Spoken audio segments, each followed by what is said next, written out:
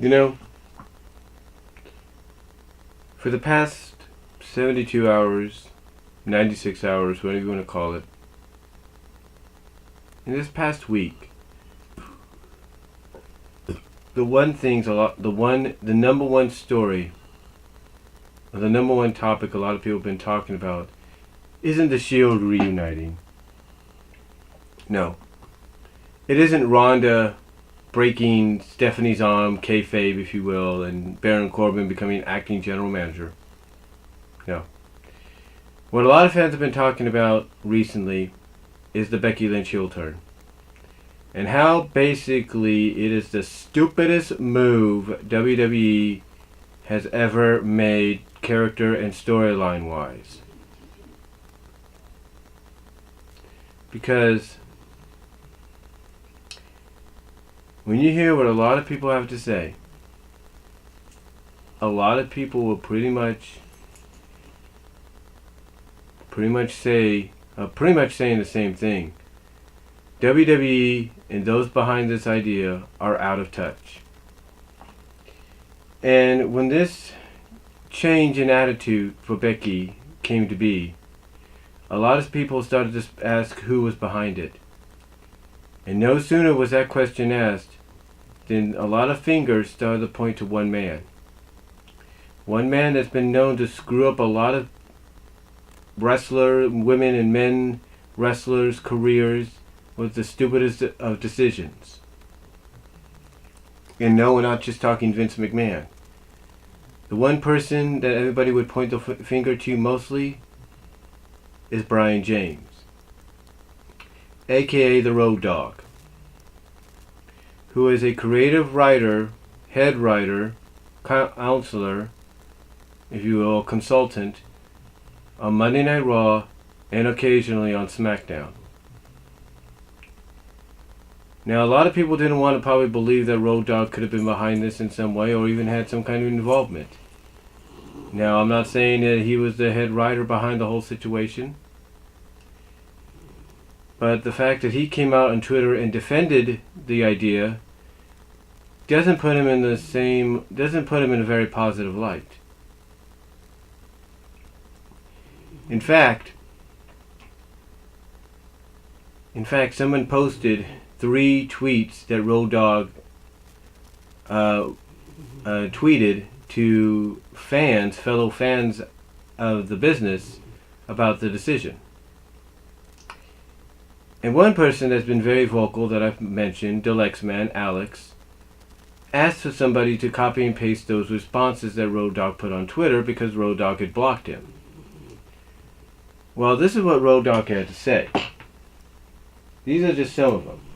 The first one he said is this, in response to Vince 0042 and Ryan Satin. This is his response to both Vince 0042 and Ryan Satin. This is his response, if I can clear it up here for a second. This is what he said. It's funny, this revolt is exactly what Becky's character is saying. I didn't get my way, and now I'm mad about it. And make no mistake, I'm talking about her quote-unquote character, not the person. The person did an interview, the character did a promo. Now what he's talking about there in that response is Becky went on to Gorilla Position and did an interview about her situation right now in WWE, and basically Vince 00042 said that what she mentioned in that interview with Gorilla Position should have been what she should have said in her promo instead of the other way around. And basically it sounds like what RoadDogg is saying here is that Ryan Satin, Vince 00042, and many of us are pretty much getting Becky Lynch the character and Becky Lynch the person confused. Or we're being confused. In other words, according to RoadDogg here, we're having a hard time telling both Lynch the character and Lynch the person apart. It's not that hard when both are the same person. It's not that hard when both are one and the same, right? But that's not all. We continue. He also did a response to Comahan and Ryan Satin again. Comahan and Ryan Satin again. And this is what RoadDogg had to say in response to Comahan and Ryan Satin. He said, and I quote, "Well, I see it differently. If you need to be right to be happy, I give up. You're right. How did the friend do anything wrong, though? She was given the exact same opportunity and she took it. I get it. You and Becky's character wanted Becky to win." So in other words, what he's trying to say is, what RoadDogg is doing is he's justifying the decision about Charlotte becoming champion, because apparently Charlotte didn't do anything wrong, and apparently, I guess what he's saying is Becky would have done the same thing had the roles been reversed. But that's not all. Here's the other one, and this is a response to Joshua Roberts. This is what he said to Joshua Roberts, and I quote, "To Joshua Roberts, Leon Lawyer, and Ryan Satin, this is what RoadDogg said in response, and I quote, 'That's not the story you were told. That's the story you wanted to hear. She had to do the exact same thing as Charlotte did. Beat Carmella. They both climbed the exact same mountain. Now, you're probably wondering what he's saying in response to Joshua. Well, here's what Joshua said. This is what RoadDogg's response was that I just read. This is what Joshua said before that response. Joshua said, and I quote, "But the story we've been told is Becky has had to fight and struggle to earn an opportunity at the title. Charlotte was just handed an opportunity and took the moment away from her best friend. Becky is right and justified in everything she says, and is no way the bad person." That's what Joshua said, and what I read before that was RoadDogg's response. Well, like I said, Dalyxman Alex was blocked by RoadDogg, so he asked us to basically copy and paste what RoadDogg had said.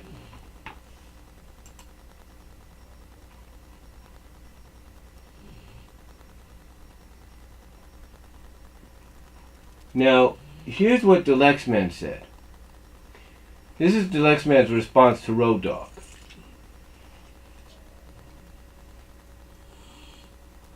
Now, he asked some of us to send this because, like I said, RoadDogg had blocked him. But this was Dalyxman's response, and I quote. This is from Dalyxman, and I quote. "So the same okay. Let me get a drink here. Hold on.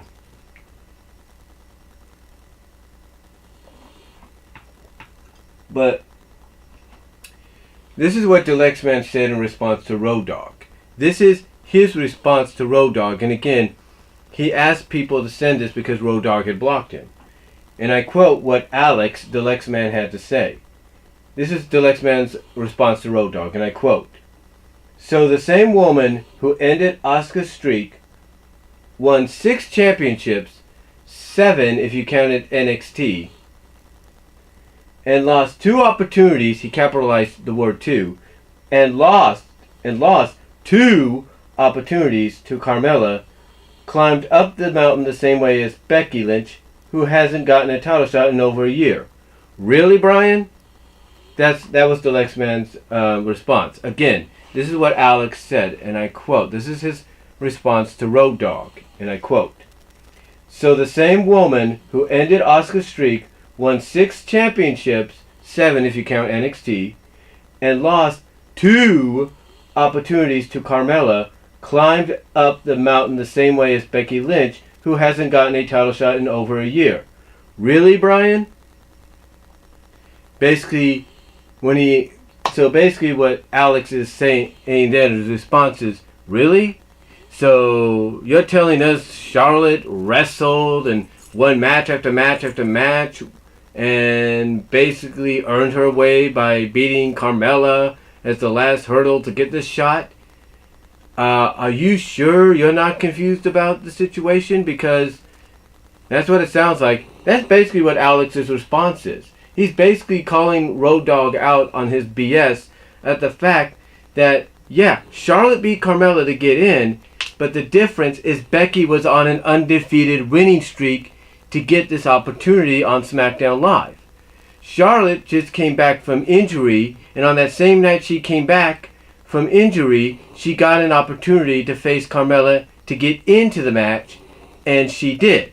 Yeah, and yes, Charlotte won, and she earned her way in. But what many people are trying to point out, RoadDogg, if you're watching, what many people are trying to point out is Becky earned it the old-fashioned way. She won matches. She won her way back up to number one contendership the right way, the old school way, if you will.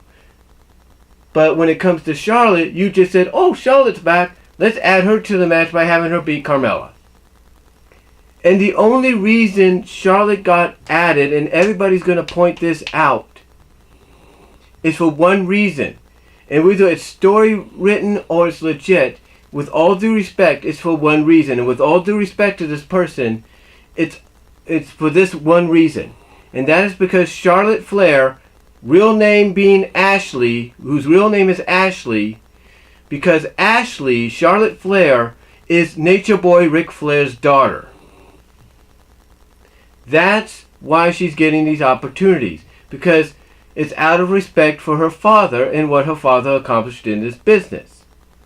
And basically and ironically, it seems in the eyes of a lot of fans that what WWE wants to do is turn Charlotte into the next Ric Flair by making her a 16-time women's champion. Which is cool in the long run, but don't rush it because maybe you're afraid she's going to want to go off and have a family. Now, Alex did say something else.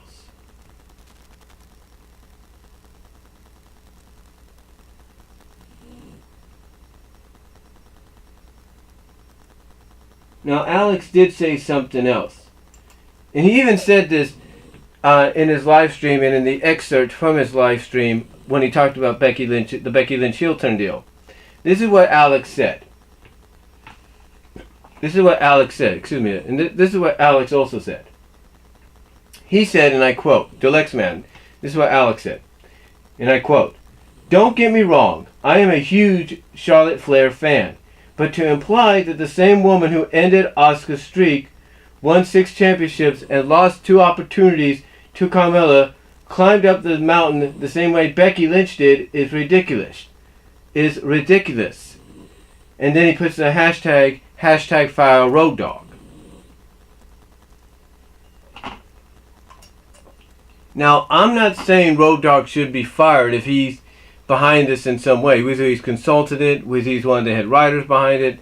I'm not saying that. I think RoadDogg just needs a little bit more training. Maybe a little bit more OJT, on-the-job training, when it comes to producing and writing a segment or a storyline and that involves 2 characters like Becky and Charlotte. Because on paper, the story sounds great, but you have basically the wrong people in the wrong roles. That's what people are saying, basically. That if you want to do a storyline that involves these 2, that's going to be the centerpiece of your SmackDown Women's division for the next month and a half, or couple of months, then have the roles reversed. Have Becky be the babyface, have Charlotte be the heel. And I know people like the people at Collider Body Slam will pretty much kind of defend this and say that, well, we've been down the Charlotte heel route, more times than we should. It's time to kind of switch things up and see how the reaction will be with the roles reversed, with Charlotte as a face and Becky as a heel.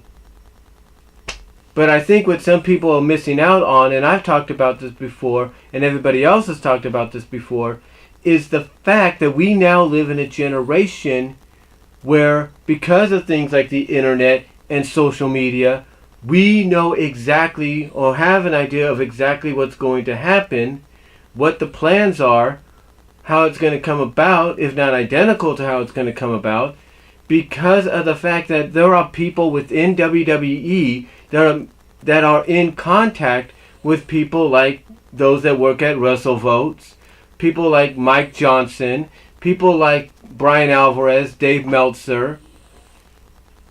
There are people that are in contact. There are people at WWE that are in contact with those people that kind of give them an idea and a heads up or a hint of what's being planned or possibly is going to be executed and is going to happen within the next few months, if not the next few weeks, or at the next pay-per-view. That's why a lot of fans pretty much maybe try to hijack a show, because they know what's coming and they want to be surprised. And when it was being rumored that Becky was going to turn heel after SummerSlam, depending on what the outcome would have been, people didn't like it. Especially when that rumor started to get more strongly indicated as actually happening when Charlotte got added to the match. The point is, what everybody's trying to point out, RoadDogg, Brian James, WWE, and anybody else that's in agreement with this, is the story is not a bad story to tell. But you have the wrong women in the wrong roles. That's the point. Don't have Charlotte be the babyface and don't have Becky Lynch be the heel. Have Becky Lynch be the babyface, have Charlotte be the heel, because it makes more sense. Because from a story perspective, here's Charlotte Flair, who's pretty much a legend in the making already, a first ballot Hall of Famer, no doubt, when her time comes.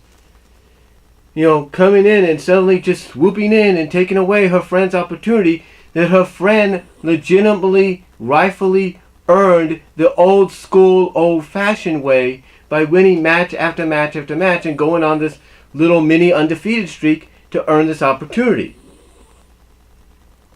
And what people are trying to point out is this, RoadDogg. Just because Charlotte beat Carmella the same way Becky did doesn't equal the same... It doesn't equal the same earning or legit earning that Becky earned, or Becky got.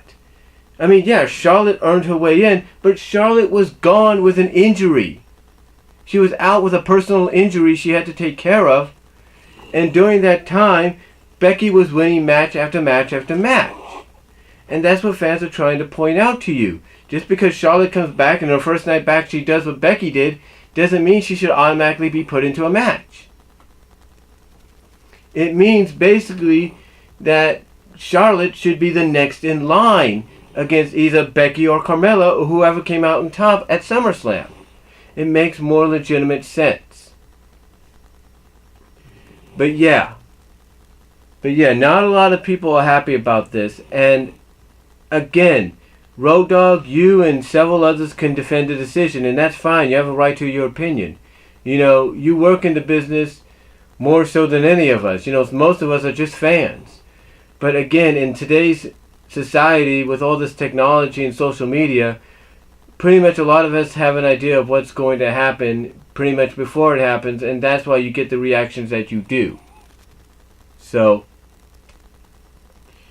anyway, I'll provide a link to all the tweets that I just mentioned below in the description box. Let me know what you guys think down below. Alex, I'd like to hear your thoughts on this. Comment if you like. I'm sure Dalyxman's going to do a video on this probably this week, probably tomorrow. But let us all know what you guys think down below. Comment if you like. I'll talk to you all later. Again, I'll provide the links in the description. Peace out. God bless.